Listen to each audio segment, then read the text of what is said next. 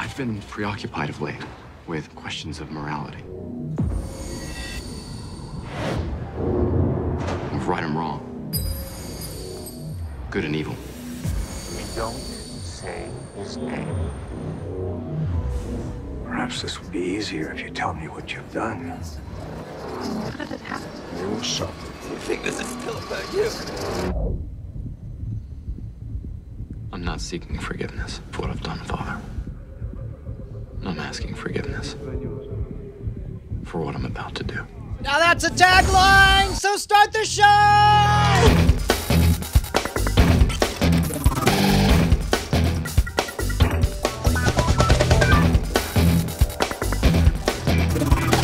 I've really been thinking about questions of good and evil lately myself, like internet or not internet. In fact, that's what this show is about, to report the intel from the front lines of the cord-cutting revolution so that you can wrestle with those ethical questions yourself about watching what you want, when you want, where you want, on any device you please. What say you, Brian Brushwood? I say that I actually like the trailer for Netflix's Daredevil a little bit better watching it a second time. I was really disappointed the first time I watched it. I thought it looked cheap compared to even the 2000 or 2001 movie.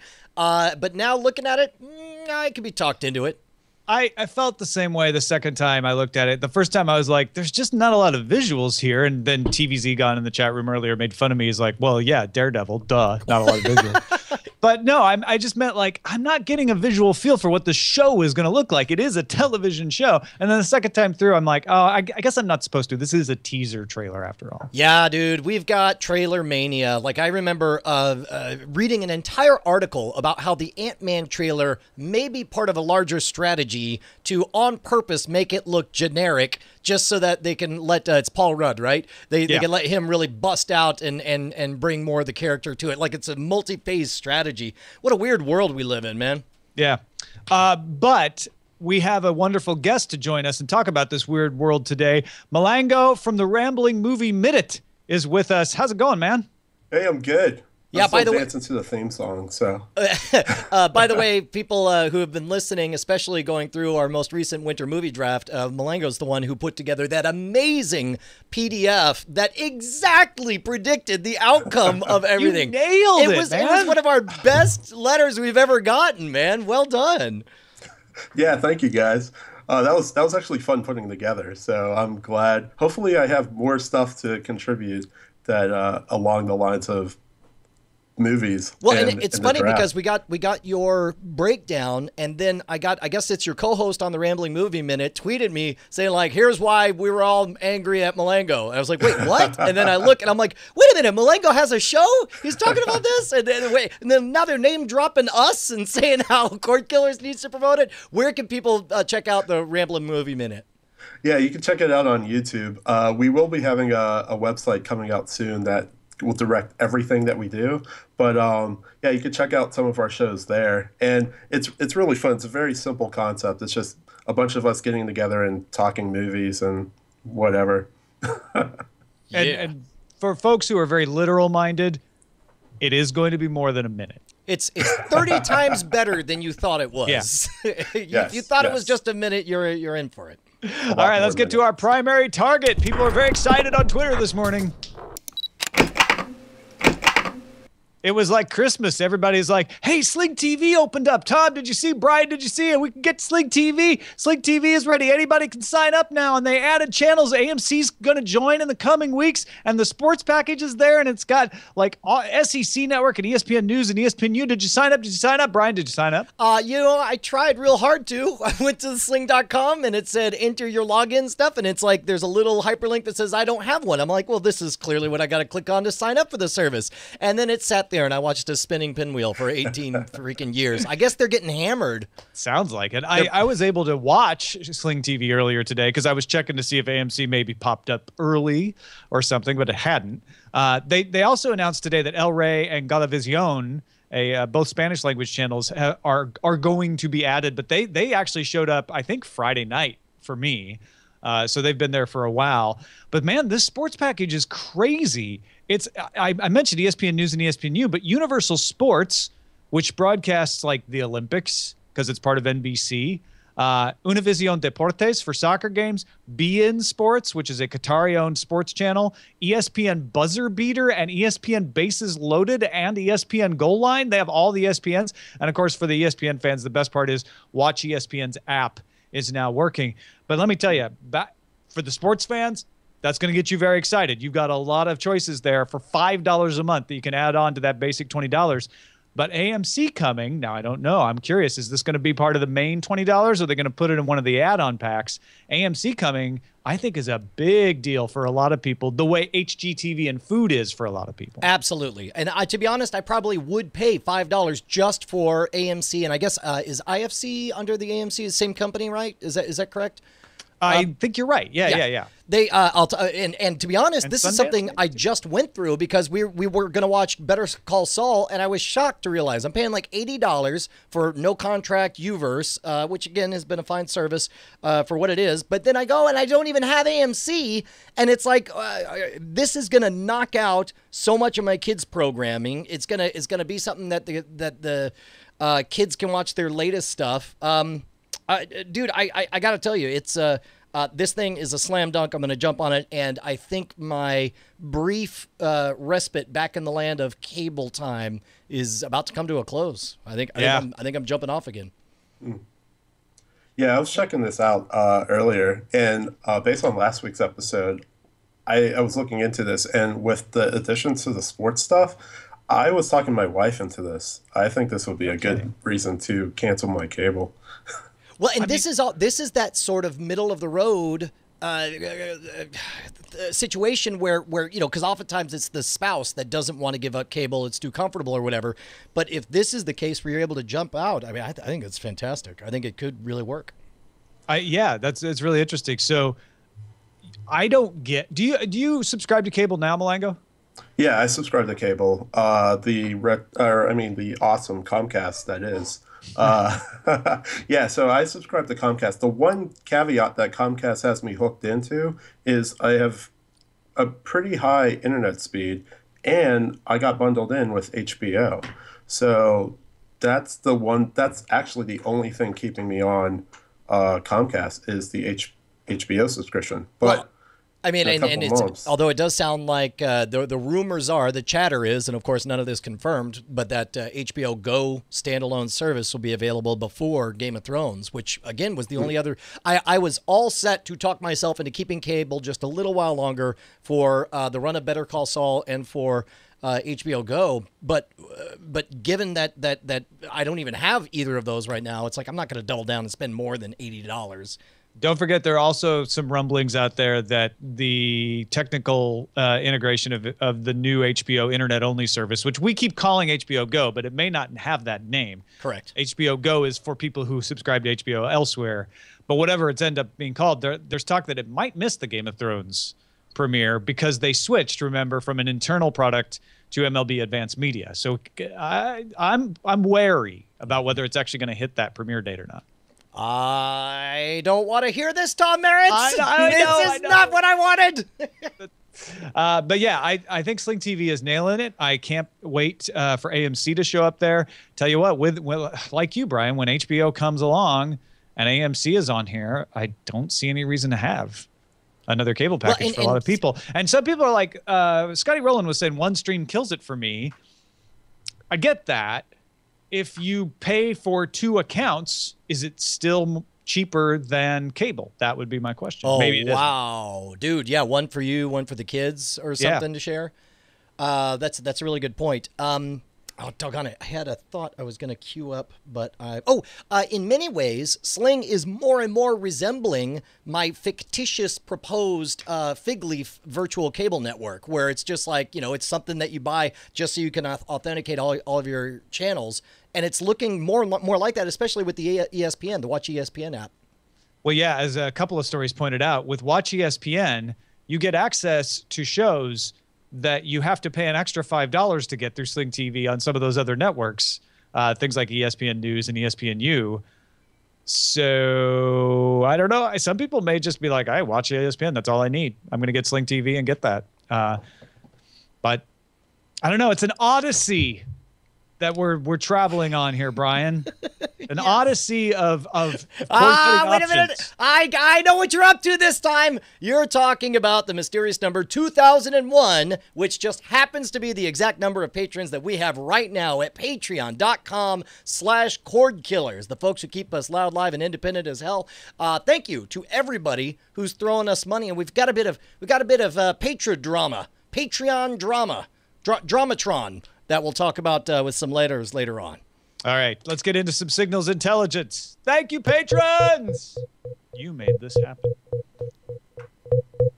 Well, you made the show happen and made the segment happen. You did not make a decline in cable happen, or maybe you did. I think they did. Nomura Research has been analyzing numbers from Nielsen and found that total live TV ratings are down 12.7% year over year. It's the biggest drop they've seen since they started tracking this. Analyst Anthony DiClemente said, it's Netflix, Amazon, and Hulu that are siphoning viewers away from linear TV. Couple of examples here. Viacom declined 23%, mostly MTV and Nickelodeon taking the brunt. And Disney channels declined 7.5%. Now, that's better than the overall average of 12.7%, but it's pretty much ESPN that's buoying Disney up in that. And Brian, as we talked about before the show, we should point out that this is viewership. We've heard for years about like, oh, sagging cable subscription numbers, but this is actual people not watching the cable that in some cases they're paying for. Well, and I can't believe I totally missed it because I saw this in the doc and I was just like, oh, the same story we get once per quarter, a modest decline in blah, blah, blah. And to be honest, I tuned out. But then it was when you pointed out, like, no, those are subscriptions. This is people actually using it. And I loved your thought that maybe this is the flip side of, for the last 3 years, we've seen cable companies offering outrageous deals like, please, you could pay less for your internet, just also take cable with it. Just don't stop cable and with these weird sweetheart packages. But the thing is, people are like, appear to be, yeah, sure, I'll take cable. I'll pay less for internet. I ain't going to watch it, though. I'm still going to get everything on Netflix, Hulu, and Amazon Prime. What do you think, Malango? Yeah, I totally agree. I honestly, if it weren't for my DVR, I wouldn't watch television.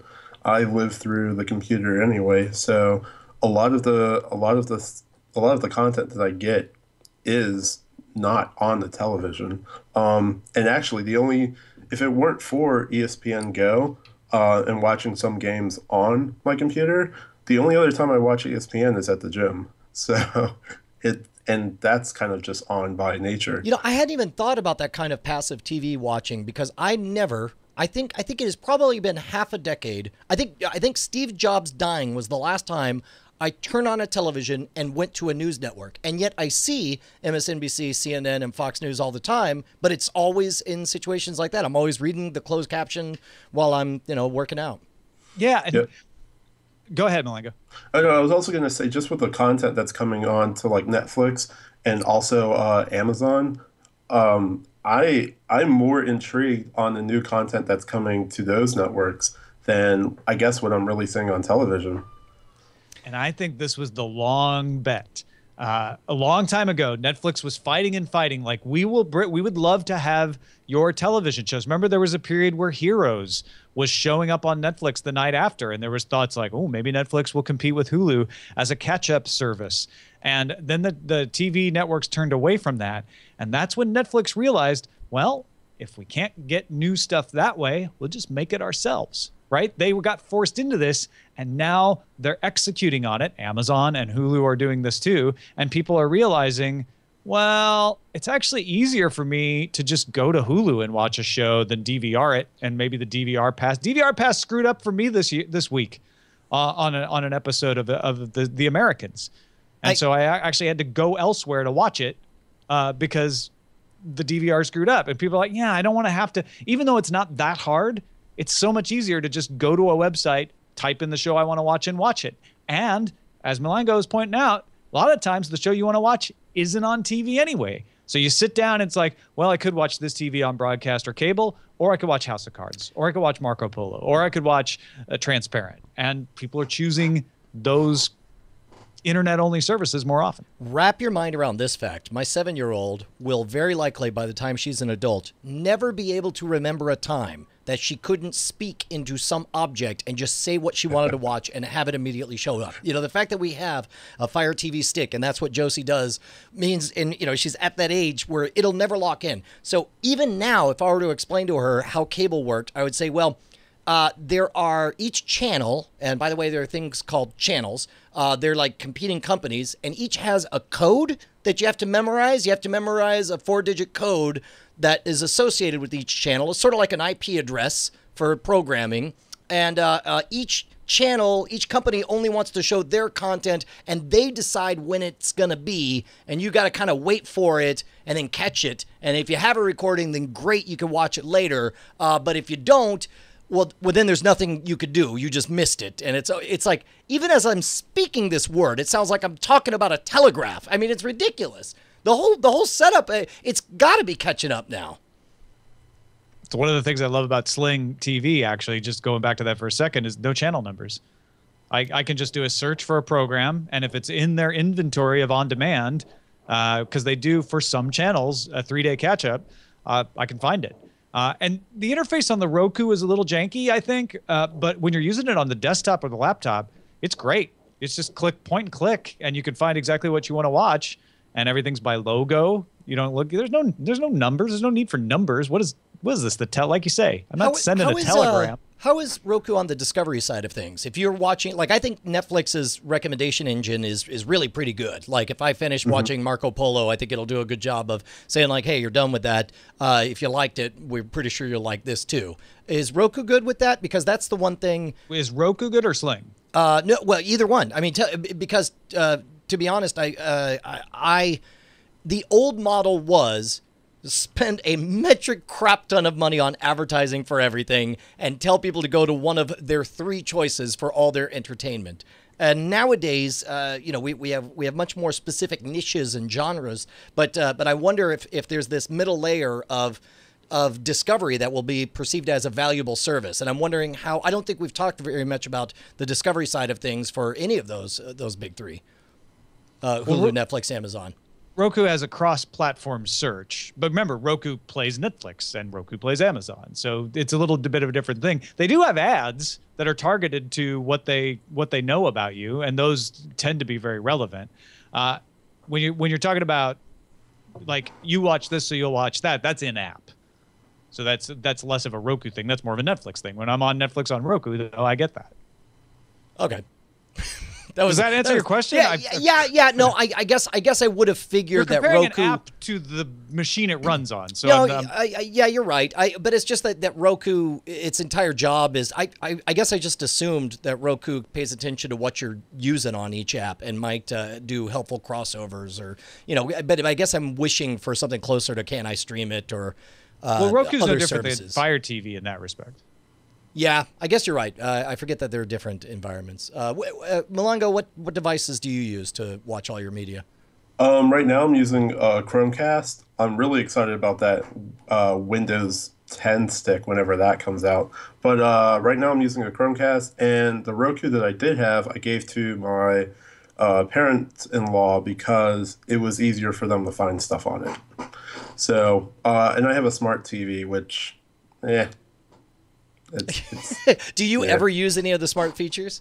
No, I'm actually I have a PlayStation 4, and I was getting a lot of my content through that, but because I'm a pretty big gamer, I was really big in the Samsung, but their smart television, I'm not loving it. So I keep running into weird problems with like Netflix and stuff. So it's definitely the TV.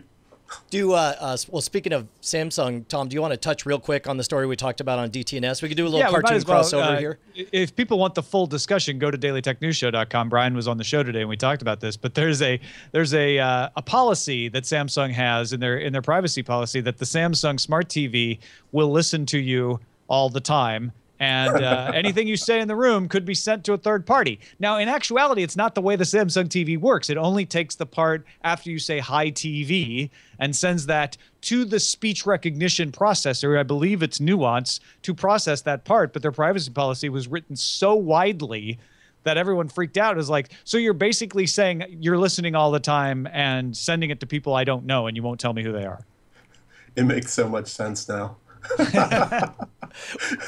Well, ultimately, I made the case that I think it was just lazy lawyering, where it's always easy, if you're a pencil pusher somewhere, to just, write the language in such a way that your butt's covered no matter what.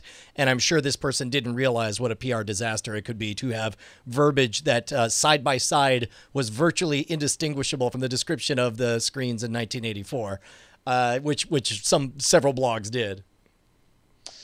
All right, let's gear up because we have a couple of pieces of gear news for the Britons.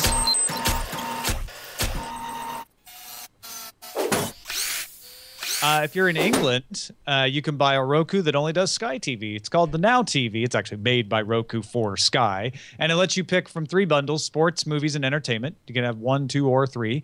It's the dedicated set-top box that they announced 18 months ago. It's 720p only, though. So Sky announced in their earnings call recently that there's going to be a next-gen Now TV later this year, and hopefully that'll have 1080p. It could be similar to the Sky Online TV box that they sell in Germany. The other piece of news is a smart TV. Sony Bravia TV in UK will not only run Android TV, which they announced at CES, but it will also run YouView, which is the over-the-air catch-up service, which allows you to access everything from a single guide. YouView offers catch-up service for the BBC iPlayer, 4 On Demand, ITV Player, and Demand 5.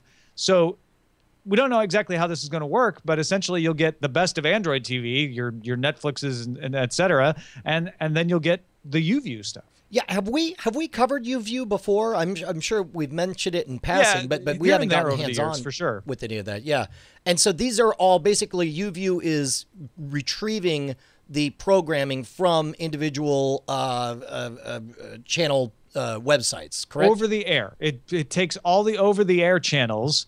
And then it creates the ability to easily go across the channels, right? So I can go to the BBC's website in the UK if I am a licensed payer, and I can watch pretty much everything that has been on the air on demand over the web. I don't have to pay anything extra as long as I'm paid up on my TV licensing fee.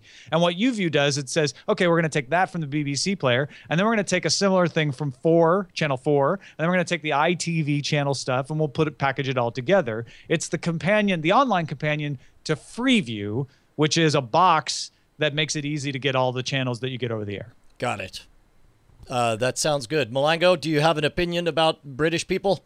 I do not have an opinion about British people, but I think it's cool that it's coming in 1080. I thought that was pretty interesting. Higher resolution.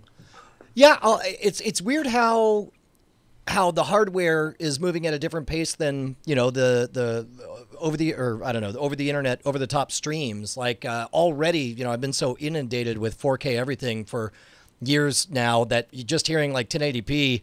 I mean, you're right in that it's like, well, naturally that's good and better. But I'm like, you mean it wasn't already? And I find myself I just assumed everything's 1080p. Well, and then for me on the Bravia TV side, UK people have been kind of laughing at us for years. Like, you guys with your Hulu, like that's so restricted and it has commercials. Like we've had things like this for a long time, and we've had YouView, and now it's going to be built into a TV. So Malango, when you're talking about like, yeah, my smart TV kind of sucks, this could make all the difference if we had an equivalent service like this here in the U.S., which I guess the closest thing we have is either Hulu or Sling. Yeah, and when you make that comparison, I really do not like Hulu. So I kind of wish I was in Britain right now. Let's all move to England. Call it the expat killers. All right, but wait, no, we don't want to kill ourselves. Expat enablers? Yeah, there you go. Yeah. So, Brian, you have other things besides Cordkillers. It's okay. We're fine with it. We understand. You got to make ends meet somehow, right? I hate to say it, but not enough people have gone to patreon.com for me to quit all my other day jobs. And one of my other day jobs that's very relevant right now is that I am the creator and host of Hacking the System on the National Geographic Channel, airing tonight, sir. Tonight's the last night of back-to-back episodes. After this, there'll be 2 more episodes that come out, but those will be 1 per week. But in the meantime, we want very much for everybody to tune in live at 9 Central, 10 Eastern on National Geographic to watch Hacking the System. Both episodes, and you can watch us along with the show do our watch party at diamondclub.tv. Jason and I will be dropping some trivia about what happened behind the scenes for everything. I don't know if we're going to do it for the single episodes afterwards. We'll have to see how the schedules work out with that. So tonight might be kind of our graduation ceremony. So the last time that we live stream on it. And then I think like in a month, you should do a marathon for Cordkillers where you just play the episodes that you downloaded from iTunes or wherever and comment on them. Oh, that's great, actually, to do all the director's commentary type things all the way through. Yeah, an official companion track. Not like how I signed you up to an entire day's worth of work. But yeah. Oh, wait a minute. That's right. I didn't understand what Jackie Hearn was talking about in the chat, but I guess Better Call Saul is a 2-night premiere event, so it's on tonight as well, right? I'm up against Better Call Saul. Oh, that's why you were thinking of that. No. Better Call Saul is easily recorded on your DVR or purchased online after the fact. There's no reason not to watch Hacking the System. Yeah, there you go. Yeah, forget that guy. That guy's got all the success. I thought he it was needs. on at 6 Pacific, and you're on at 7 Pacific. So you may not be back. Yeah, I don't know. That sounds like details that I don't really care about. That's why we need to go to the front lines. Yeah. Front lines! Hey, the Wall Street Journal says Netflix is working on a live-action TV show based on Legend of Zelda, meant for a family audience. Malango, do you want to watch this? No. There's no. Well, first of all, yes, I don't like it when they water down things, and I never see Nintendo will never let this happen. So there you go. Now, wait a minute. I would assume that they're working with Nintendo. Now, well, the Wall Street Journal says they are, but I think Malango is saying the Wall Street Journal doesn't know what it's talking about. That is exactly what I am saying. It just seems so sideways. It seems like there's so many other property. But I mean, I don't know. There's a lot of nostalgia factor. But if it was Game of Thrones for kids, I don't know. I think it would be great. I would totally watch this. But now that Malango has said that, I'm starting to feel skeptical about whether it could actually happen or not. Would you play a watered down Zelda? No, but I'd watch it. Right on. Hey guys, Netflix announced that it's going to come to Japan this autumn. It'll also open an office in Tokyo, but Cuba, I see what you did there, Tom, is getting Netflix today thanks to the easing of trade restrictions in December. Cubans will have an internet connection, they have to have an internet connection and an international payment system, but the service will be $7.99 a month there. I got to admit, I was very surprised that this happened so fast after announcements about easing trade restrictions. Yeah, I feel like what they did was they said, we don't have any rights restrictions in Cuba, so let's just make the U.S. version of this available there. That's awesome. It makes sense. They are our neighbors down south. Do you think this is a largely symbolic gesture, or do you think that there's really much of a burgeoning market? This is Netflix saying, hey, we can do something quickly and easily to support the government in this, new, because the government's been encouraging telecommunications and information providers to make their services available. And I think Netflix just said, well, that's easy enough. Yep. Fair enough. Disney chairman Bob Iger said that his company values the basic cable bundle and doesn't think it's the right time to bring a standalone ESPN service to the internet. However, he did say that Disney's other properties like Marvel and Star Wars are capable of powering standalone projects. Intriguing, eh, Brian? Yeah, it makes sense that he would say those words. Don't know if that's what he actually thinks. Something tells me that he's playing a little, speaking of Game of Thrones, some carefully crafted sentences there. Yeah, I agree with you, Brian. This makes no sense. Why wouldn't we want I totally think this makes sense. I can see them easily doing a Star Wars channel that you subscribe to for $6 a month, and it just gets you access to everything Star Wars video that's ever been made. Or it's probably going to be more than $6 a month. Well, and also let's say that those recent acquisitions like Marvel and Star Wars or whatever are they have fewer entangling previous agreements like ESPN has, I would imagine. Also, GoPro. ESPN, I'm going to take an extension. Okay. ESPN is a juggernaut. As we heard earlier, the one thing that kept Disney's viewership from declining more was ESPN. They're not going to give up that money pot with the cable companies anytime soon. Right now, they feel like a standalone service would undermine that. Remember, HBO has been doing those calculations for years, and it's only this year that they finally said, I think we can probably do it. Disney's saying not yet for ESPN, but maybe for some of this other stuff. Yeah, no, this is the closest that we've heard rhetoric from them that sounds almost identical to HBO's rhetoric. I agree. Yeah, when you put it that way, that makes a lot more sense. I could definitely see watching a Marvel or Star Wars channel and keeping my attention with that. Yeah, I like that. All right. Well, here, I'm going to jump ahead and take a half extension to go into GoPro is bringing a channel to Roku boxes featuring curated videos from users. Videos note which camera model and accessories were used to capture a particular video clip. By the way, Xbox 360 and LG Smart TVs already had an app similar to this from GoPro.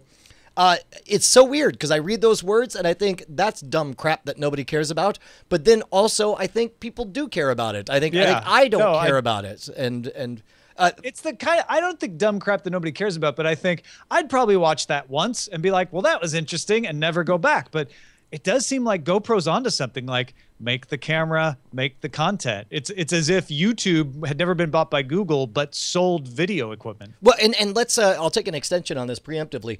Understand, like, YouTube's great realization was that it's just as fun to make video as to watch video, right? And that was something that they tapped into, and all of a sudden, everybody watching was part of the creative process themselves. GoPro, same thing. There's a lot, part of the reason I don't understand the appeal of some sports is because I don't play that sport. Like I'll get hyped about esports, you know, I'll watch, you know, StarCraft 2 or even watch people playing Hearthstone because I play that and I touch that world. Whereas, you know, GoPro, if you're the kind of person who's going to watch this channel, you're probably the kind of person who has a GoPro helmet mount and has a BMX bike and you're doing all this stuff. So you want to know all those little finicky details. Malango, what do you think? Yeah, I agree. And also, like even the company I work for, they just started buying a lot of GoPros and taking them with them into the industries. So I could see like a whole nother market where people can watch like either specific content related to not just sports, but anything. So yeah, as long as you have a GoPro and there's something to watch, those people will watch it, I think. I hadn't even thought of industrial uses like instructables or how-tos or tutorials. That's interesting. Yeah, absolutely. Hey, you know what time of year it is? It's Wednesday. Apple TV rumor time.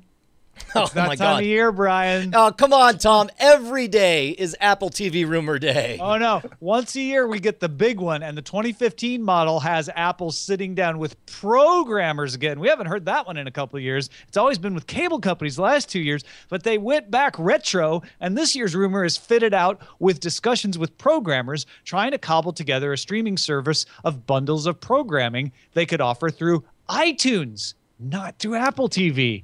Thanks, people familiar with the matter.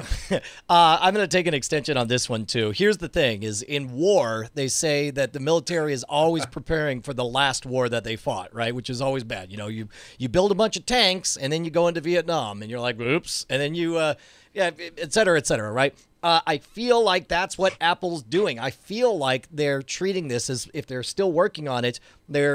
The right solution would be for them to come marching in and pull exactly what they did with the iPod and iTunes around 2000 and say, you're all dying. Let me save you with 99-cent downloads. Unfortunately, the video world is too savvy for it. That won't work again. And I feel like that's what they're trying to do, forcing these agreements. Well, but also, this is a better entry route to an Apple TV. I think if you can get it through iTunes at any price point, that does open that door. I think Apple's advantage here is we're the place people think of to go buy television shows, even if they don't actually shop there. It's the first thing that always comes to mind for most people. So what if they became like a season pass provider where they're like, we'll get license from everybody. Instead of doing linear programming like Sling and PlayStation, we'll be the place where for $40 a month, you can get all of these shows. Man, it all depends on the bundles, doesn't it? Yeah. All right, it is time now to see what's under surveillance. Not like real estate. It's all about location, location. Under surveillance. As we mentioned at the top of the show, Netflix released the first trailer for Daredevil, which will debut 13-hour-long episodes on April 10th, if you're wondering about the date on that.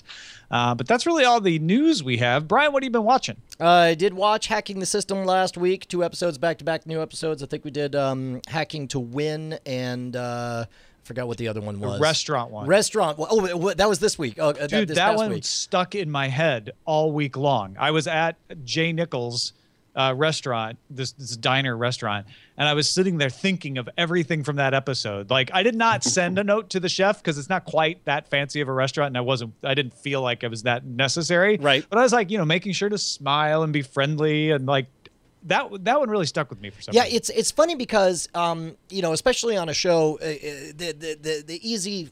the easy hit is to think of these things as manipulative and such, which they are, but I think it's just a natural progression. They have actuaries who verify that at concession stands, orange concession stands sell more product than green concession stands, and so they're constantly tinkering with all these things. You are being manipulated by very, very smart people, and I was really excited.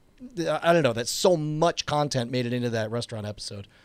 Also watched Marco Polo episode 9, and I went to go watch Better Call Saul, and we had kind of a cute retro experience because I saw that I didn't have AMD or AMC, AMD, and then AMC, and so I called up Tom to say, hey, are you going to watch Better Call Saul? Because we'd like to join you. And we had appointment viewing where we watched on your Sling, like we all got together in the living room to watch it together at the same time. Only afterwards, you and I didn't talk because we wanted to save our opinions for the show.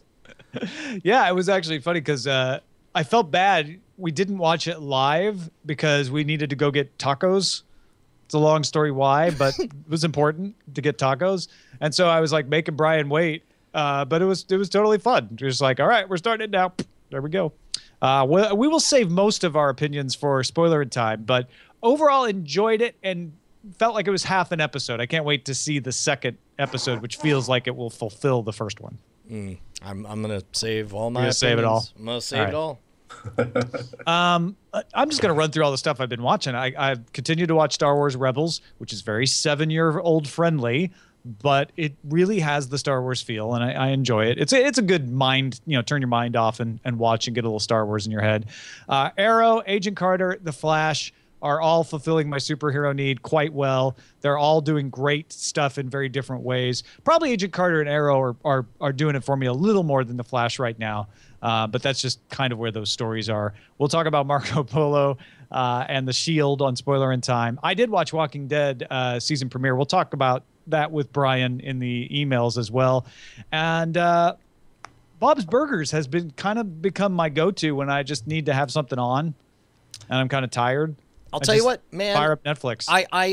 They can't get more seasons on Netflix fast enough for me. I think I've only seen through season 2, and I'm just like I want all of them. Yeah, I'm lucky enough that I'd never watched it, sadly. So I'm just now finishing up season 1. I usually watch like maybe 2 or 3 at a time, and then sometimes I'll go for a while. Malango, what have you been watching, man? I did get to go see a free showing of The Kingsman before it comes out this weekend. Dude, that looks amazing. I mean, just the visuals on those. I mean, it could still be stupid. You know what? Spoil me on it. Was it good or bad? Well, I think for the general populace, I think it's pretty good. It reminded me of wanting to be a James Bond, but like more for a younger age. But yeah, Samuel L. Jackson in it, by the way, is hilarious. But yeah, I recommend it. I'd go see it. Awesome. And I've also been catching up. I realized that I never finished West Wing, and I got freaked out like a couple weeks ago because of shows leaving Netflix. So I started to watch it again. So I'm on season 2 or season 3 of 7. So are you gonna make it before it leaves? Yeah, I don't know if you heard Malango. Tom asked if you're going to make it through them before it leaves. Oh, I don't know. That's why I've been trying to binge it with every little bit of spare time I have. Right And on. Kingsman It's very just looks, addictive show. yeah. Kingsman looks like the perfect marriage of like people who think James Bond is too old and old-fashioned, and people who think that it's amazing and they just love that even that 60s era aesthetic. Does it take place in modern day? Does Kingsman take place at another time? Because it does have a very, I don't know, not current feel. It's modern day. Yeah, Tom actually described it. It's like if you took the new James Bond, and then you take the old one and you kind of mash that together. That's what you have. Right Very on. cool. So, but yeah. All right, let's get to some dispatches. From the 'Cause they're front? from the front.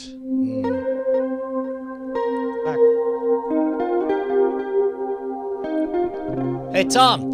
Yeah, Hey, Brian, Tom, what's up? did you know people are sensitive about spoilers? Did you Yeah. know that?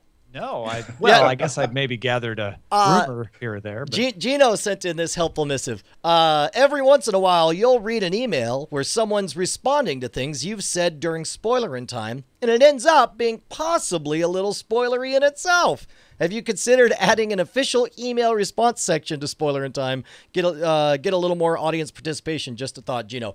Well, first of all, on the spoilering issue, I think our position is, look, we can only go so much. If you're a crazy spoiler purist, then you're going to have to go be Amish and do your own thing. We're not going to accept responsibility for your beard without a mustache is what we're saying.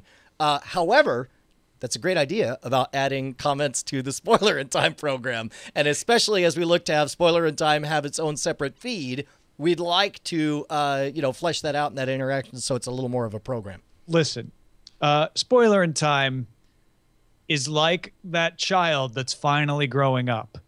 And, for the longest time, it was like, oh, when we have a show to talk about after the show, we'll do a little spoilering thing. And then it became like, hey, let's always have a show to talk about after the spoilering thing. And then it became, let's each of us always have a show, and maybe 3. Oh, and let's actually make it into a show. Oh, and let's actually make it into a feed. And now Gino's like, you should probably read emails on it. Like at this point, we have to give a bat mitzvah for Gino for spoiler in time. Yeah, there you go. Sharpie in the chat says that he hates that we spoil spoiler in time by announcing when spoiler in time will be. It's true. Yeah, I was about to say that you're spoiling time for me. Well, this is so amazing. Like this kind of talk when I was a kid would be insane. Like, of course you talk about television shows. That's what you did the next day. Yeah. So yeah, I mean, part of me is like, listen, when we acknowledge that we talked about something that's not, I'm going to be on Brian's side there. But at the same time, Gino's right. We should throw some emails in spoiler in time. It's grown up now. Adam says, here's something I don't know if you guys have contemplated. Are you ready? Ready. You ready, y'all? There have been recent Apple TV rumors, as we mentioned earlier in the show. And Adam points out, HBO Go will be available in April, or at least we think it will. What do you think about the possibility of Apple introducing their new Apple TV with HBO Go as a free channel you get for a year when you buy it? Isn't April one of the months when Apple potentially introduces new products? I think he's not speculating hard enough. I think everyone should get a free candy bar with it too, and a back rub. I think these are fine thoughts that will almost certainly not happen. I almost want to disagree with him, but he phrased it well. Isn't April one of the months when Apple potentially introduces? Yes, every month of the year is a month when Apple potentially can introduce a new product. They generally introduce them in like January or October, but potentially they could. I don't know. Of all the wild speculation in here, Malango, which of these interests you? That HBO would be in the speculation Yeah. for the Apple one. Yeah, that HBO would be free and be given away for a year. I want it too, Adam. I want it too. I'm not saying I don't. Hey, I'm going to click my heels together. So Ron says it's simple. Number 1, Windows Media Center. 2, any TV tuner, Silicon Dust or Seaton. I have a 4-channel tuner. 3, record any broadcast TV or movie on PC. 4, place directory in Plex. 5. There you go. He says, I have 3 terabytes of TV shows and movies on my PC that I recorded legally and use Plex to manage them and play them on my TV, iPad to Android tablet. In other words, I watch what I want, when I want, on any device I choose. Now, this is the part where I kind of pause our live program and we'll pull back the curtain to where, I don't want to call it an argument, but Tom and I had very different interpretations of the language in the Betamax decision that makes possible time shifting and recording over-the-air broadcasts. The question was, as it was written, was, is it legal to record stuff on your VCR and watch it later? The decision says that it's legal for personal use for time shifting. Is that the right language I'm getting on that, Tom? Well, yeah, what the decision said was it is legal to sell the Betamax recorder because it is not inducing someone to do something illegal, because it is a fair use defense to record something for time shifting. Correct. Which, when I heard that, and man, this is going back when I first learned about the Betamax decision, it was like late 80s, early 90s. I always have taken that to mean that it's only legal to record programming, and I'm almost certain that I saw a news program explain it to me this way, which is why I think it. But it sounds to me like the only thing that's clearly defended in the decision is to record a program for the purposes of time shifting. Because I remember, or think I remember, memories of dumb, bad videotape. I think I remember hearing from a television station that you're not allowed to create an archive of all the Law and Order episodes, and have a library, because we sell those libraries. We sell seasons of these. We sell DVDs and VHS tapes and so on. So, however, you are allowed to record them if the purpose is to shift them and watch them later. Tom saw it the other way, right? Well, I don't see it another way. You're right that what this decision does is very narrow. It doesn't even really say you have the right to time shift. It says, because we think you have a fair use defense to time shift, we're not going to rule that it's illegal to sell these machines, right? But it implies directly that you have the right to time shift. What you probably heard was somebody saying, well, that doesn't give you the right to archive, which is correct. It doesn't give you the right to archive. It doesn't also preclude you from the right to create an archive, because you can very easily defend it and say, I'm not archiving, I'm time shifting. I took a fair use recording of a TV show so that I can watch it later. And there's no limitation on the number of times I can watch it. There's no limitation on how long I can keep it. And that's why I don't think there is a legal principle for sure that says, oh, no, you can't keep this many things. Now, what would be absolutely wrong in Plex is I've made this digital recording and I've kept it in my Plex library, and I can watch it on my Android and I can watch it on my iPad, and I'm going to share my Plex library with someone outside of my household. That would be against this ruling for sure. And if you charged for that, certainly any kind of commercial distribution would be against this for sure. But I don't know that it is obviously illegal for you to do what Ron is doing. Well, and by the way, I'm not saying I'm against it or anything like that. No, of course. But and I should point out that we did get a number of responses. Ben chimes in saying, I bet you're getting lots of email from people saying how they use Plex legally. Well, I'm one more, but I think my specific setup might be interesting. I built my own DVR, Seton cable card, and PCI board, plus Windows Media Center. And by the way, this sounds almost exactly like Ron's setup. I run Plex on that. It means I can stream my TV anywhere in the world. That box also pulls in my video podcasts from both from RSS feeds and downloads them from subscribed YouTube channels. I think that's legal, he says, so I can stream those around too. I'd be a moron to write that last paragraph and not understand that I'm in the minority. Your boss, Ben. Yeah, it sounds like you're certainly in the majority of people who responded on this issue.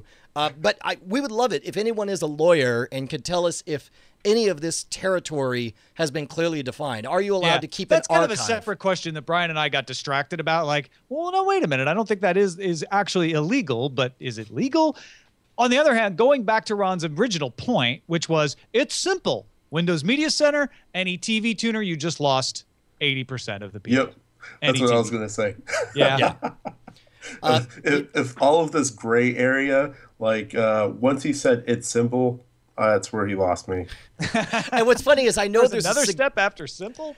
And I think that's been our point with Plex is not that Plex is bad. It's awesome. And in fact, Ben and Ron are both making great uses out of it. It's that people say Plex is great. It's a simple way to have all your shows. And I'm like, it's simple for certain uses that may be questionable. It's simple for pirates. It's actually great for people who are willing to run a Windows Media Center and a tuner. And I know those of you who are like, that's not that hard.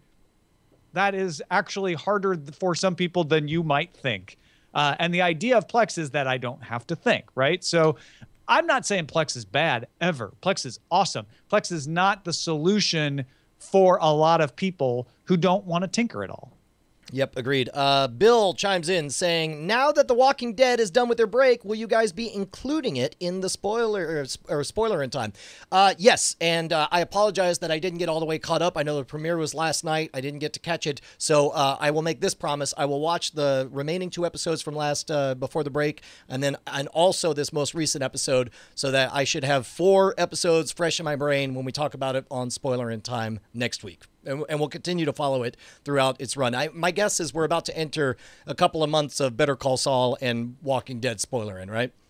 Yeah, if you get caught up on Walking Dead, for sure, because I'll keep watching Better Call Saul, no doubt. Cool. Steve wrote in and said, please set up separate streams for your spoilers and regular show.